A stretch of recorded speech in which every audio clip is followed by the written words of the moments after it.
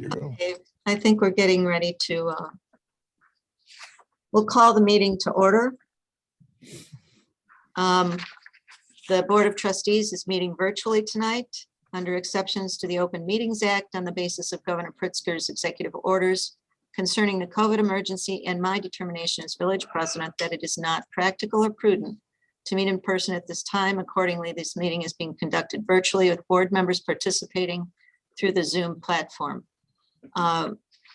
One village official is present at the village hall during this meeting as required by the Open Meetings Act. Public comment may be emailed to the village at the web address shown in the agenda. And we will not be using the chat function because it is not captured on the audio for the record of our meeting. So again, call to order. May I ask our deputy clerk to call the roll, please? Trustee Clayton, Here. trustee Dickon, Here. trustee Eastman, absent. Trustee Haber, Here. trustee Hollander, Here. trustee Jamerson, Here. President Ford. Here, We have a quorum. thank you. First order of business is approval of minutes of the February 1, 2022 meeting. Is there a motion, please? So moved. Is there a second? Second. Is there any discussion? Any comments, questions, additions, deletions? Okay, hearing none. May I have a roll call, please? Trustee Clayton, Aye. trustee Dickon, Aye. trustee Haber, Aye. trustee Hollander, Aye. trustee Jamerson. Abstain. Motion passes. Okay. The next item of business is the approval of the bills. Do I have a motion for approval? So moved.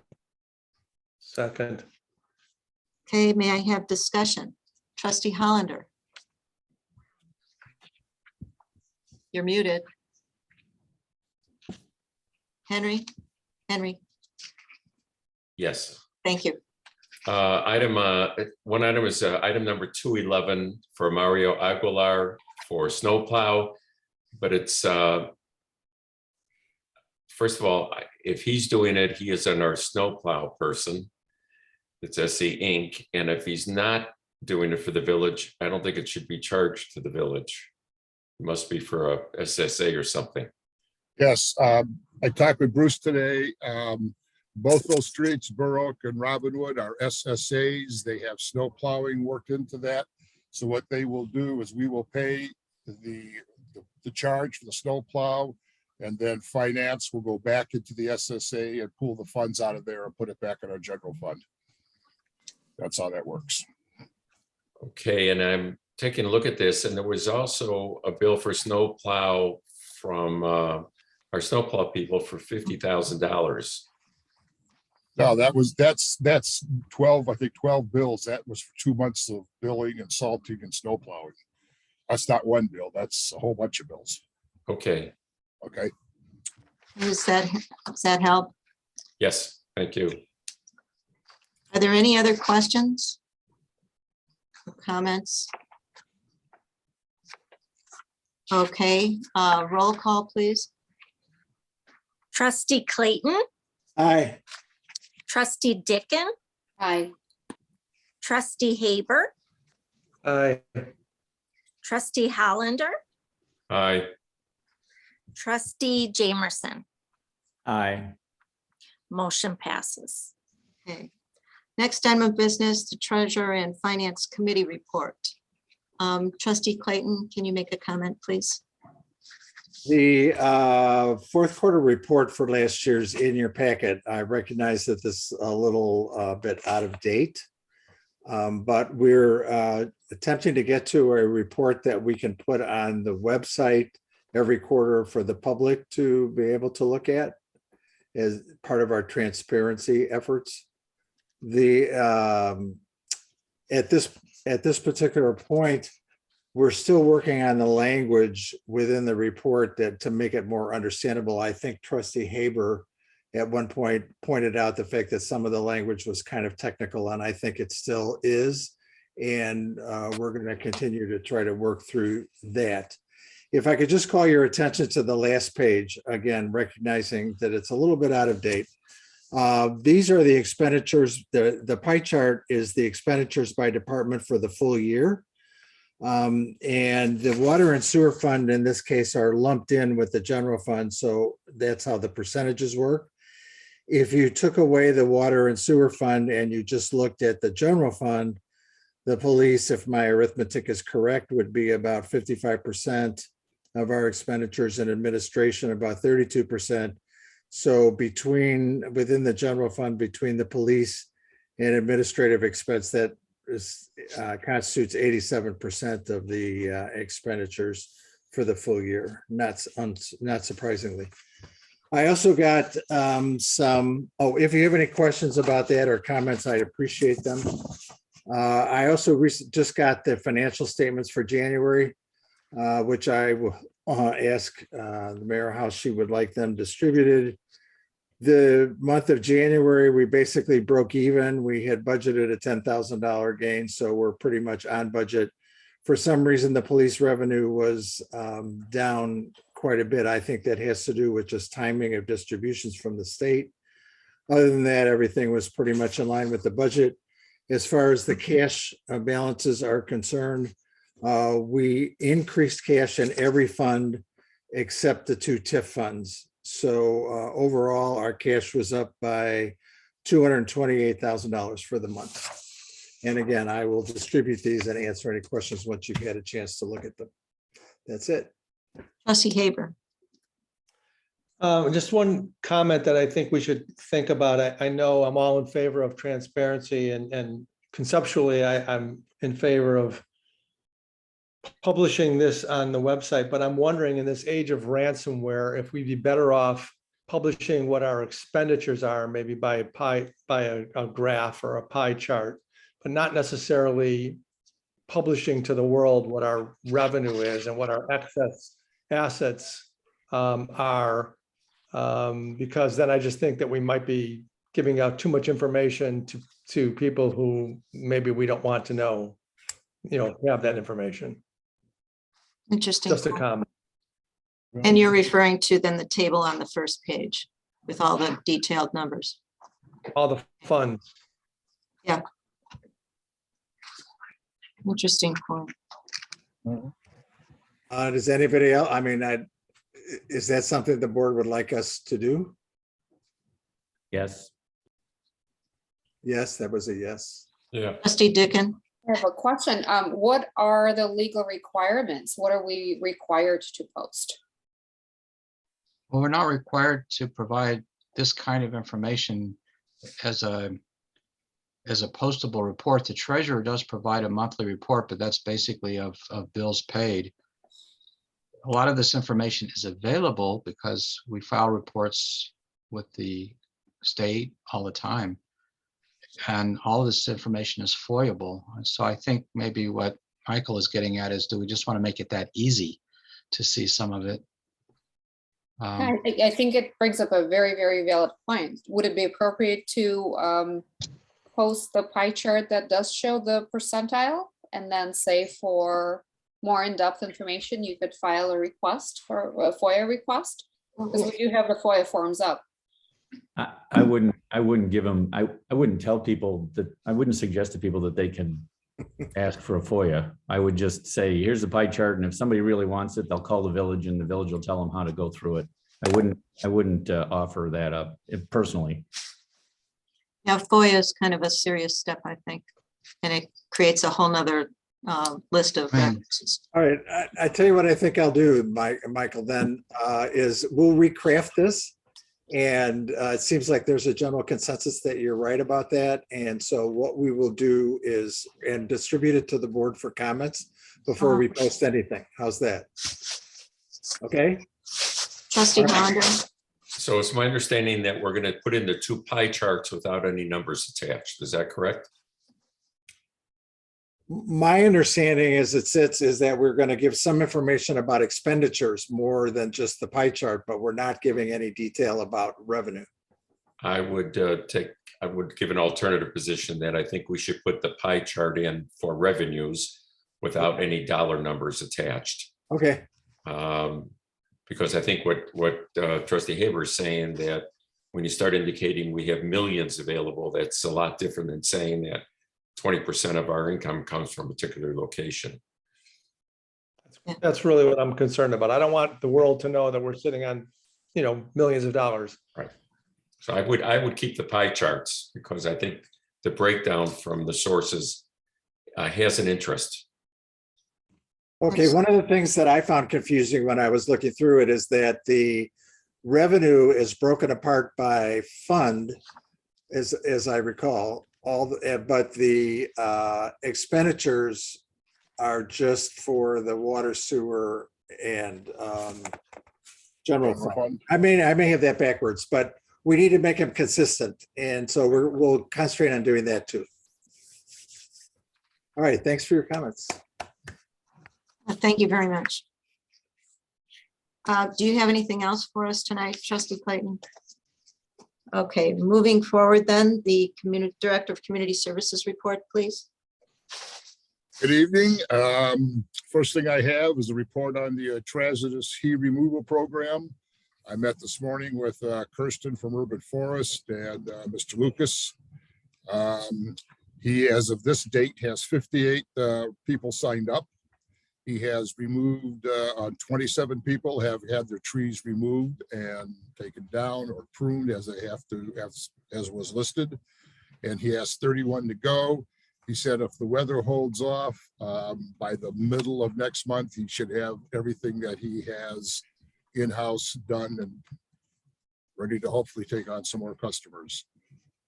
So he said it's going well. He said he got held up a little bit last month when the real cold weather hit, because he's using those pneumatic buckets and they weren't working too well when it got down in the single digits.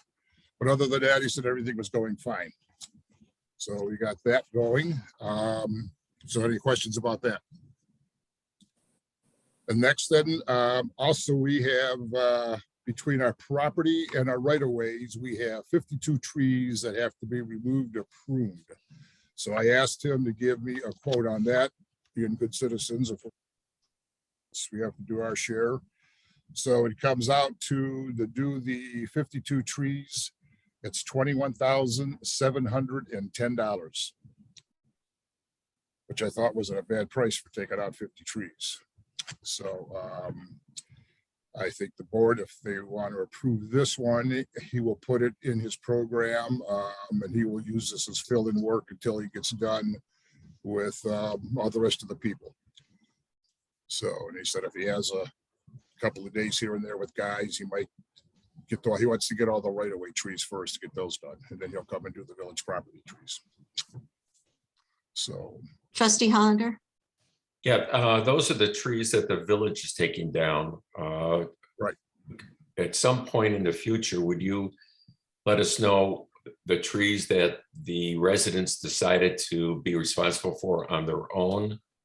If any? Yes, I've had a couple people call me because they were a little bit confused by the letter. They thought that they had to use Lucas, and I said, no. I said he was just the low bidder. So we provided that information for you, but a couple of people told me they've been using their own landscaper for years. They might pay a little more, but they wanted to go with their landscaper. And I said, that was fine. Just make sure you put together a list and let us know. And so I'm sure we'll have a few more of those. Yeah. But right now, Kirsten's going to keep track of what's going on with that part of it. So thank you. Trustee Jamerson? I hate to sound like a broken record, but I'm gonna anyways. Did we go out for any other bids on these trees? I know yeah, we Lucas. went out for three. Oh, at the very beginning. Very beginning, I went out for 3 bids. I went But- out to Lucas, Davey, and that was Oh. for trees all over the village. I'm talking about just the trees for the village. If you're Oh. comfortable with that, that's fine. I just know Oh. I had a lot more trees taken down for a lot less money, but I don't know. Well, what size were they though? That's the Some of them difference. were this big around. I mean, we had a So bunch of things. it's fine. It's fine. We don't need to discuss it anymore. Okay, typically we use Davy for that. We've had, a long-term relationship with them. But we can get a ballpark just to make sure we've got something on record. Sure, you can do that. No Um, problem. Yeah, and one of the things that Urban Forest Management is going to do for us shortly is cruise through the village and see what has been done already. Right. Just we're trying to keep up on this and keep the status, keep us, up to date on the status of what trees have been taken down, what we've got left to do, and who might be remaining who has not attended to those things. So, Russ, I think you've got a couple more things. One of them is a gentleman wants to buy the property over on Saunders, 1400 Saunders. We've had that 10-acre piece of property for sale for, my gosh, about 25 years. We've had people look at it. About 2/3 of it is wetlands. Out of the 10 acres, you might get a couple of houses on it. That's about it. So this gentleman is looking, he wants to probably build 2 homes, and he's got enough. It's 2-acre zoning. He can get 2 acres for each house. And then what he would like to do is what's left over, he would like to donate to the village. So he said it might even go with 2.5 acres, but it looks like he's going to have somewhere around 5 acres or so to donate to the village if we want it. If we don't want it, then he was going to donate it to Lake County Forest Preserve. No strings attached, no anything. He just wants to, like you said, he doesn't want to have the land. It's wetlands. He's not going to use it. So this way he don't have to pay taxes on it, and you give it to the village, and then we can control it from there on. So the mayor and I talked about this and figured it's up to the board here if you'd like to do that. Like I said, no strings attached. He just wants to know, because then if he said if that's going to happen, he's going to purchase the land, and that's what he's going to do. So I guess I'm looking for the board opinion if that's what we want to do. And Trustee Jamerson? Well, I guess the question becomes future maintenance on a piece of property, because we've been maintaining our other properties with burns and removal of buckthorn, and that's not an inexpensive option. I highly doubt that the Forest Preserve is going to take that piece of property because it's in the middle of nowhere, not contiguous to any of their forest. And it just sounds like to me that he doesn't want to have to maintain that piece of property. So I'm a little concerned about taking a piece of property that is wetlands and is going to require constant maintenance. But I could be persuaded otherwise if the rest of the board feels differently. Any comments? Trustee Dickon? Yeah, how would it work in terms of property taxes? Would the village be responsible for paying those? Yeah. We oh, don't. no, pay village, no, It would be That's- exempt. I think Trustee Haber? Would the parcel be accessible by anyone in the village? And is it gonna all just be wetlands? So basically just be greenery or what? oh, there's little pockets of areas there, but not a pocket, not enough of a flat land or a dry area to build a house. I would say that we would probably be required to observe the same kind of wetland restrictions that we have imposed on other similar properties. So the only kind of improvement you could put in there would be a kind of a elevated wooden path. Basically, you try not to disturb the area. The same situation that we have over at the Chianti parcels. It's from what I remember there was maybe a synagogue that was going to go there some years ago. Right. They did provide us with some environmental research, and my recollection is that about half of it was fairly high quality wetland. So it would be a passive, very passive set of uses. And maybe with Steve Zimmerman's help, we could figure out, obviously, you don't have to take down a lot of trees. One other property I've been involved with recently that had a bunch of wetlands, the the maintenance schedule was essentially occasional prescribed burns, some removal of invasive, but it's a fairly passive use. And there were 4 other lots that had a significant portion of the lots themselves are devoted to wetlands on Saunders, just south of this. So I haven't looked to see what the back of those lots look like, but those were all deed restricted in terms of what could be done in the back area of those lots. I would expect that this property would have a similar set of restrictions. And I think the lots would probably be at the south end. You didn't say, Russ, but it was the south Right. end of the site that was the high end. So Right. the north end, I think, borders along Saunders and West Course. So basically, if there's a path or an entryway, there might be a walking path into it. Trustee Yeah, Clayton, Trustee Well, can I Clayton, just do you have a respond to comment? Mike had a follow-up. Oh, Yeah, if I sorry. can just respond to that. So Yeah. basically, based upon that, to me, it seems like I don't see what we're benefiting from. I mean, if it's wetlands now with a private owner, they have to maintain it as wetlands. They can't really do anything. Why would we take on that responsibility? It's got to stay wetlands regardless, if we do nothing. So if we're not going to in some way utilize it and make it into like a village, a place for the people to go and look at wetlands and study the area, I don't see what the benefit is, long-term or short-term, to the village. Trustee Clayton, did you have a comment?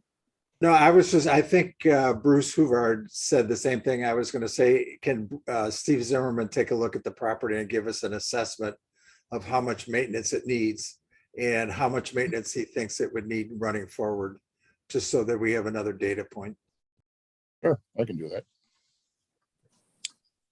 Get them out there and have them take a look. Not a problem. Since Mayor isn't looking up. Oh, sorry, That's Trustee okay. Jamerson. I was waiting patiently. I- My only other comment would be, I'd like to see, what they want to give the village, where it is and how accessible it is, to Trustee Haber's point. But the other point would be, we would want to make sure that there's some place for people to park if we're going to turn it into something that people are going to possibly go to. I mean, we have a place that nobody can park now. And, I'm not sure we need another one. So those would be my 2 questions, along with the maintenance side, before I could even consider Mhm. yes for that. Okay, Yeah, it would be the south end of the property, and it does butt right up against Saunders Road. So Saunders Road would be the way to get into it. But again, yeah, I don't know where the flat spots are or if there's somewhere to put a parking lot. So maybe if we go over there with Steve, we could take a look at it and see if there's some areas there that we can't utilize parking or do something with it. yeah, That we can take a look at and report back. Not a problem. okay. Okay. I think And the last thing I got is from the Lake County. I think I sent it out to everybody. Forest Preserve, Ryerson Woods. There's 2 cabins over there. They're going to be they want to get rid of them. They're going to want to give them to somebody. And one's an 800 square foot cabin and the other one's 1,400 square feet. I took a ride over there. 1,400 square foot cabin would be a real puzzle to move. It's got different sections and it's really spread out.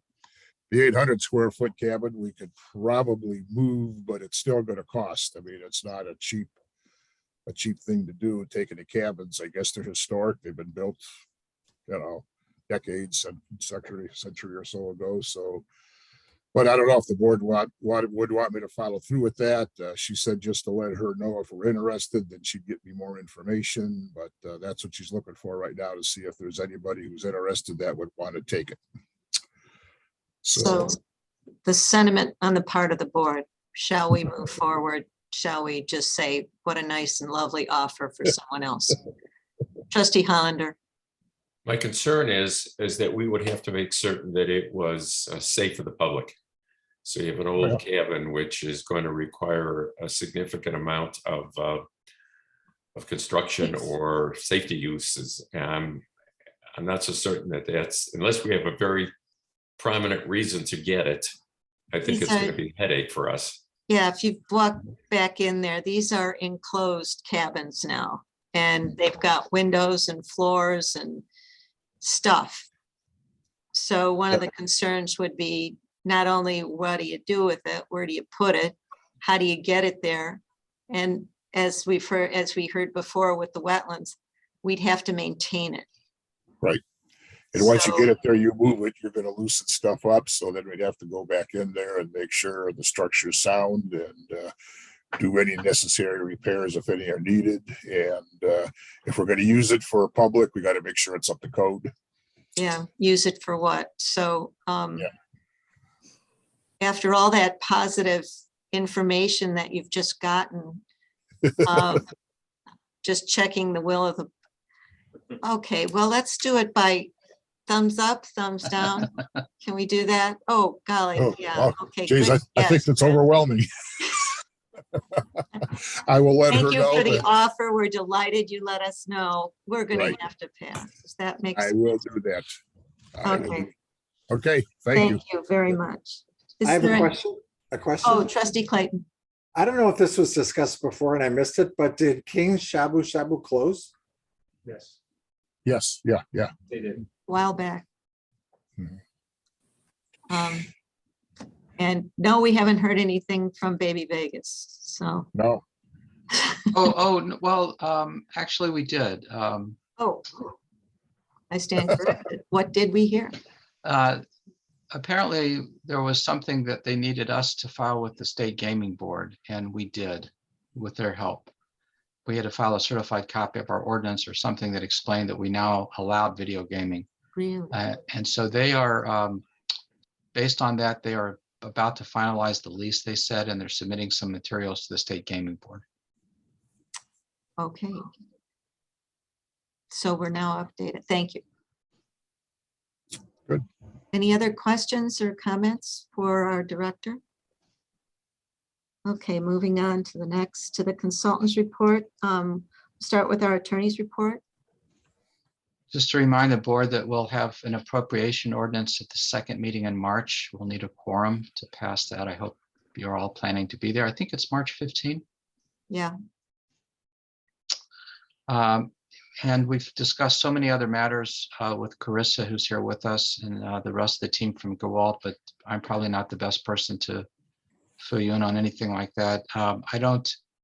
We got a very brief traffic memo from council representing the developer of the 37 acres. We just got it today. I forwarded on to our engineers to take a look at. That was supposed to give us some more data points about the kind of traffic we might expect from a distribution center. Thornton's has told us that they're engaged in getting final engineering drawings submitted to Lake County. That they're moving forward as fast as they can. We've worked out a couple of details with them recently, but they're moving forward. And we've heard nothing from Lexington Homes, but unless Carissa has something to add, I know that the engineers were still crunching a lot of numbers on storage and detention. So that's all I can think to bring to your attention. trustee Jamerson. I just had a question for Bruce, I guess, and maybe for Carissa. Since the 27 or 37 acres would be utilizing our little piece of property to access Deerfield Road, are we able to put a no right turn sign on our piece of property saying they can't turn right onto Deerfield Road? Well, we could with negotiate trucks? that. We could negotiate that as part of our, and we would be making all kinds of extra type of approvals to get to the point where this would be open. So we could certainly work on that kind of restriction, but they're assuming that they can go eastbound because one of the purposes would be to be able to go eastbound. And To get to the tollway. well, and as Dan Brinkman said to me, and I mean, maybe our chief could weigh in on this. It becomes also an enforcement issue. Now you have to have people out there constantly trying to Okay. enforce that. We just have the police, we'll bring another police officer on and charge them extra for the tickets. Well, the short answer to your question is I think that we could impose that restriction as part of our zoning and annexation. Okay. Just curious. Trustee Hollander? Bruce, I don't know if this is publicly available. Do you know if Lexington has purchased the land or is it still on an option? I've been told both by the owner of the land and Lexington that they have a contract, but they don't own it yet. They're under contract Okay, with a pretty generous zoning contingency period. okay, thank you. Any other questions or comments for our village attorney? Okay, engineers report. Our village Good evening. engineer, Carissa Speck. Good evening, everyone. I'd like to take some time to introduce myself. I apologize last meeting. I really wanted to step back and just pay respects to Pat. He was a great asset for all, and just give him his time for everyone to reflect on him. But just a quick background for me. I've been with GHA for 18 years. I graduated from Purdue. I have an MBA from Lake Forest. I live in Lindenhurst with my husband and 2 kids, 2 little girls. I'm the village engineer for Bannockburn and Lake Barrington as well. So I am very knowledgeable in smaller communities that have a lot of voices to be heard. So I'm really excited to be able to be part of your community and help facilitate. I will never say I will even attempt to fill Pat's shoes. I will leave Pat's shoes alone. He has his own legacy that he worked very hard to build up in the village. All I can do is state that I will start trying to build my own shoes next to his and hopefully service the village almost as best as he did. So that's just a little background of myself.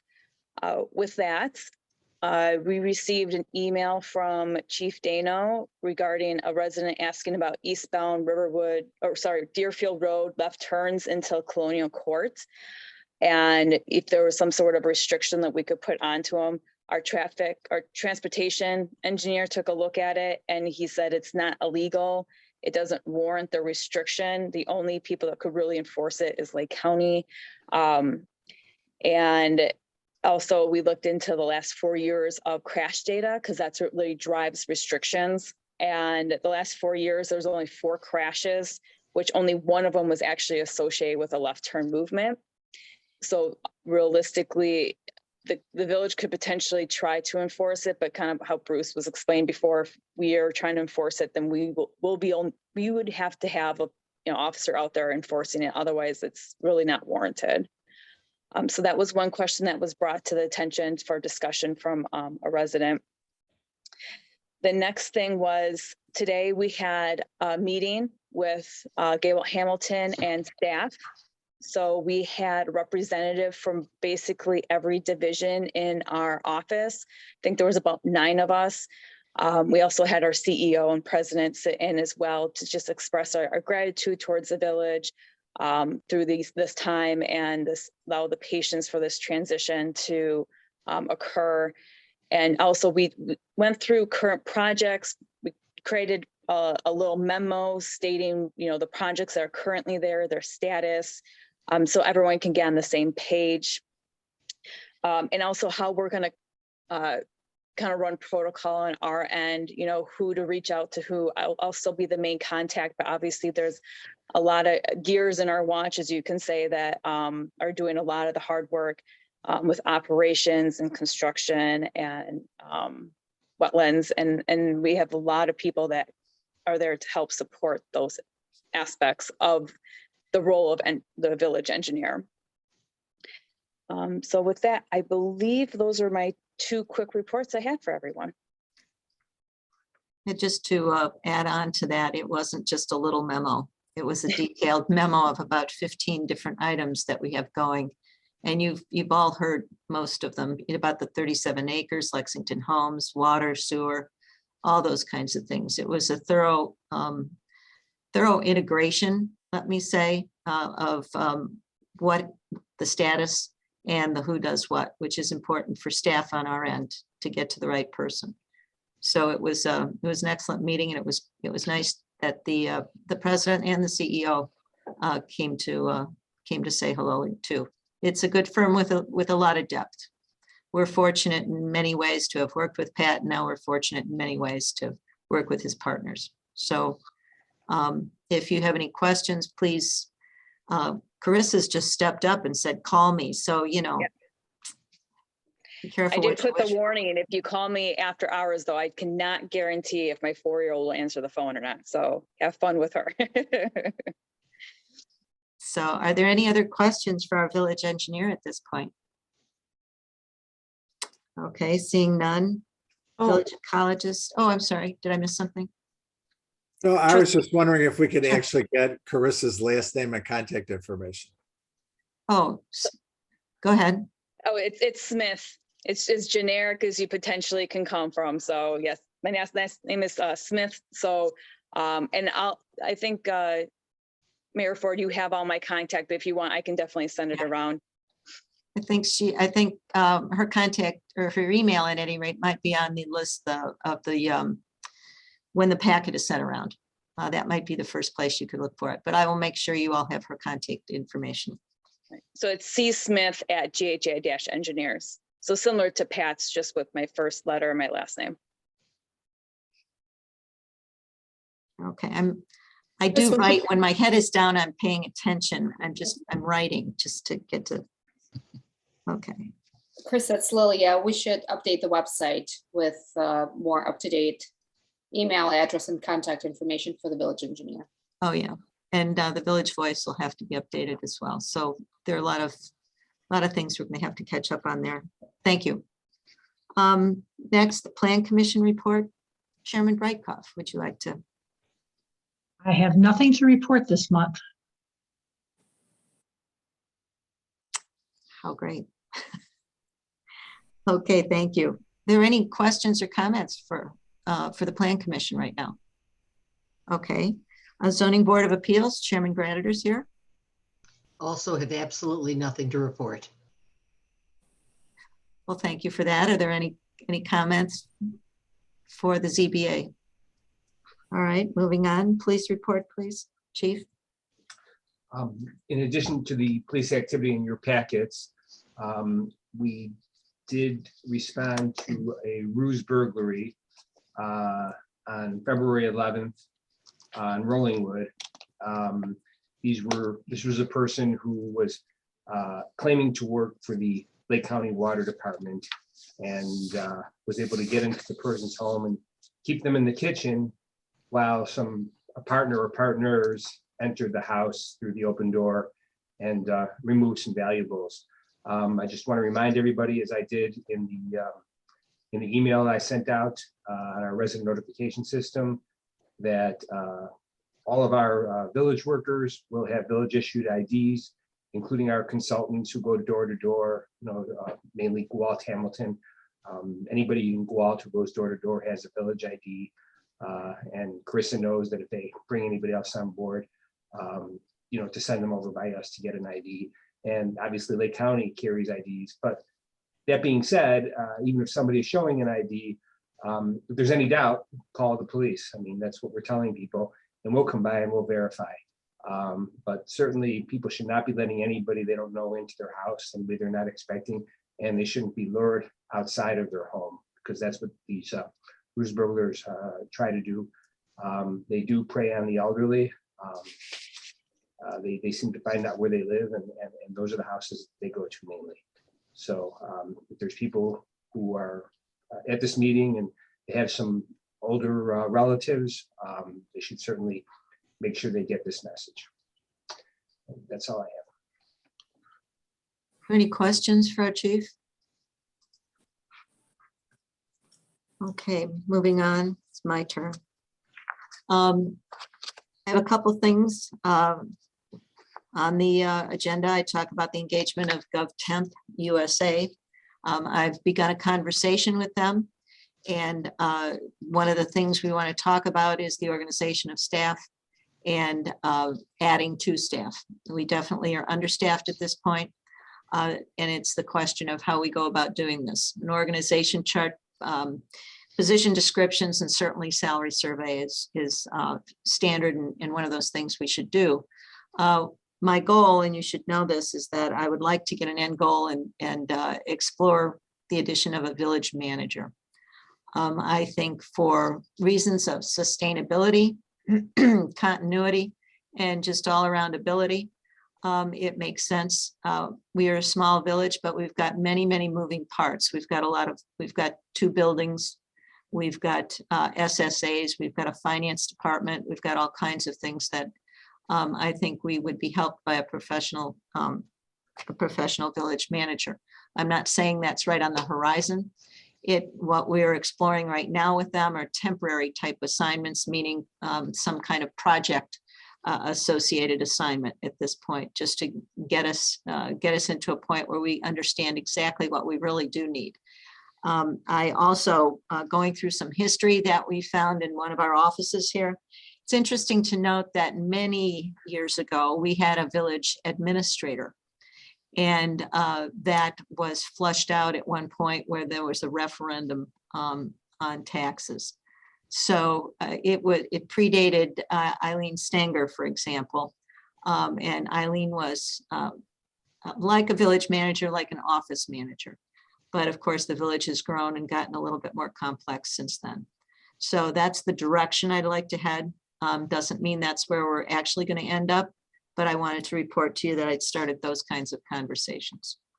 And you will have a chance to react, and certainly the board still has the authority to create positions. It's not as though I can hire something outside of a current position without board approval. We talked about the GWALT meeting. Katie and I have been talking about a spring event cleanup day, doing something with recycling. Certainly the RFP wants to partner with us with a plant sale. We haven't completely set on a date yet. We don't know exactly how broad and what we would involve, but we think a spring event is in order. And we're hopeful that, we do need to gather as a village again. And some of the old traditions, for example, cleanup day, as I suggested, was certainly one of those mechanisms to get people talking to their neighbors and then gathering at Village Hall. The last thing, and I was going to mention this at the very end, is sometimes we don't have a lot on the agenda. And as I look toward March 1st, I have a whiteboard over here, the famous whiteboard. And doesn't look like there's a heck of a lot, but we do need bill approval. So I'm, as I suggested in our last meeting, we're going to be looking at how we might more efficiently handle our approval of bills. Because we still have to gather to approve bills, but we might find a different mechanism. So we're going to explore that as well. And that is all I have for this evening. Any comments or questions about what I've said here tonight? Okay, seeing none. Are there any visitors that wish to address the board? Katie is our deputy clerk and has been following our emails. So did we get anything that people would like to have sent in that we would want to address? No emails have been received. Okay, we have some people here who have, some residents here who have joined. If they have any questions or they want to make a statement, now's the time. And please, if you want to do that, make yourself known, so we can see you, open your video. Okay, I'm not seeing anyone who wishes to do that. There is no new business this evening. There is no old business that I'm aware of this evening. And there is no need to go into executive session.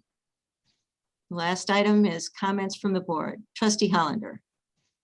If the governor lifts the restrictions at the end of the month, as may happen, how does that affect our meeting in person versus Zoom, and when would that take effect? And do we know those answers? No. Okay. I'll ask we're I can- working. I can say this.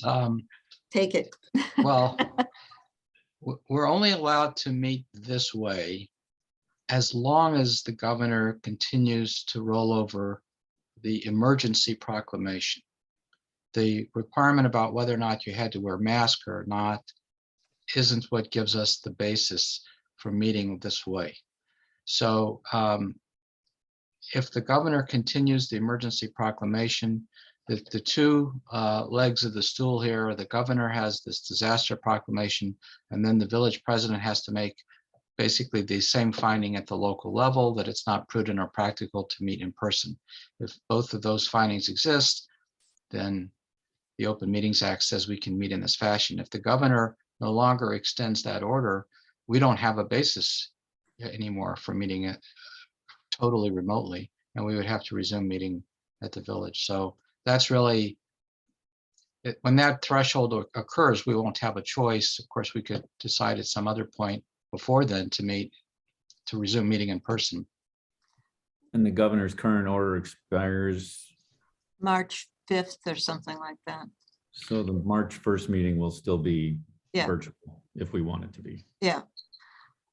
I know one of the things we were exploring was kind of a hybrid situation where if you were unable to attend in person, how would you attend a village meeting virtually? And we have a little equipment issue right now with the boardroom audio visual stuff. We need to be able to record a meeting, not necessarily video, but record. And so we would, as we did before, we would rent microphones, but attendance gets a little trickier. So I think that's still something that I think we can explore. If, for example, it would be difficult for you to attend because of you broke your leg or something like that, but still wanted to be part of the board discussion, how would we do that? How would we do that? And then the same rules we put in place for the trustees, let's assume we say, okay, trustees, I'm going to say this, we're all vaccinated, boosted, all those kinds of things. We're comfortable being together in a group, but can we set those same kind of standards for public, for residents, the public willing to attend? How do we go about that mix? And then the mask issue, of course. So there are a lot of moving parts here right now.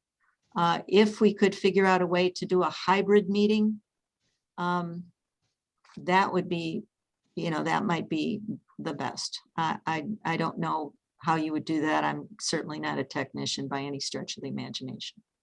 But we've started talking about it. We really have to get serious because we're headed in that direction.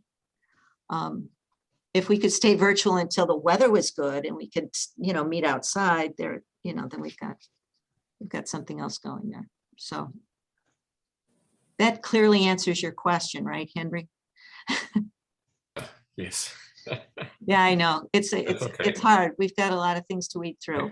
My only comment would be that every major business has the ability to carry on hybrid meetings.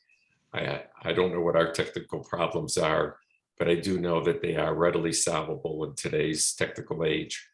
And there should be nothing that should prevent us from having the ability to have a recorded meeting with both people there as well as by video. Rick, I'm sure he's got his hand there, so I'm sure he can answer this, but this is done all over the world. Trustee Dickon had her hand up first. We'll go. Yeah, I just wanted to remind everyone that I did look into this issue back in September, and I've spoken to a number of universities who do remote and hybrid. And those instructions for equipment setup are in our attorney's mailbox. I'll resend them just as a refresher. But it's not a very difficult setup and certainly doable. I think there's a voting thing too, though, isn't there, Bruce Huvard?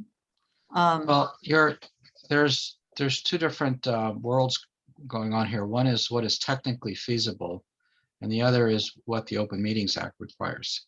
So it's technically feasible to have a hybrid meeting. But again, the ability of trustees not to be in the building diminishes without the public emergency declaration. The Open Meetings Act currently has only 3, I think, specified reasons for why someone would be absent from a meeting. Now, if they have to be absent and they meet one of those reasons, then even in the past, just by putting a speakerphone in the room, the requirement is that they can be heard and they can hear others speaking. And when they talk, others can hear them. If that's satisfied, then they're participating remotely.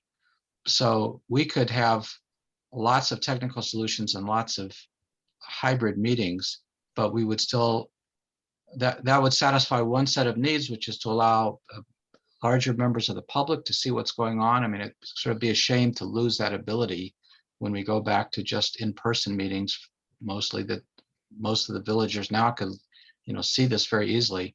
It would be a shame to lose that. So technically we can solve a lot of those problems, but then on the other hand, we have to address when trustees are allowed to be absent for what reason. And those reasons are not quite as broad as they are, well, they're not as broad as they are now. And we'd have to look at how we would adjust those if we can. When a trustee is absent, though, can they vote? Well, they can participate in the meeting. There's a quorum at the village hall. So under the Open Meetings Act, you always have a quorum at the village hall or you can't meet. Yes, So- but So their voting. vote, so I think that they can vote if they can be heard and participate, but I'd have to, I'm shaking on this because it's been so long since we had one of those meetings, but Yeah, we, yeah. but the rule under the Open Meetings Act, you have to have a quorum in person, Mhm. even when you're allowing someone who has a legitimate reason to be absent to be absent. Okay. Trustee Jamerson, you were, yes. Oh, to answer your question, Henry, we know what the solution is. We have equipment on order. There's a supply chain issue, and I know nobody wants to hear that, but it's true. They're still waiting for some parts. We have cameras. We have the ability to record meetings. We can do that right now. And if we want to have a webinar type meeting where it's just broadcast to people, which is what I would suggest we do, as opposed to trying to have the public take part in a meeting in a hybrid fashion, that also is probably not that difficult to do. We have the equipment. There's some programming that has to be done. I did talk to the people from Malco last week. They are double checking to see what the status is on the rest of the equipment that we're waiting for. And as soon as it's here, we will install it. It's not like this has been sitting on the back burner. The mayor's been in touch with them at times when I didn't realize there was conversations going on. So it's been a little difficult for me to corral, but I think we've got a handle on it now. And so as soon as we can get everything, it doesn't do any good to do pieces of it if we can't get everything to work. So, because we're missing a piece of equipment. So that, I hope that answers your question, Henry. It's coming. And they know it's coming, and we know it's coming, and we've been lucky that this has been pushed off and pushed off and pushed off. But as soon as the equipment gets here, it will be hitting it hard. That's all I can tell you. Thank you, Rick. Is there anything else? Anyone have any other comments, questions, items they wish to have looked into? Okay, hearing none and seeing none. Do I have the next time for our next meeting is scheduled for March 1st at 7:30 via electronic attendance. So with saying that, is there a motion for adjournment? So So moved. moved. Second.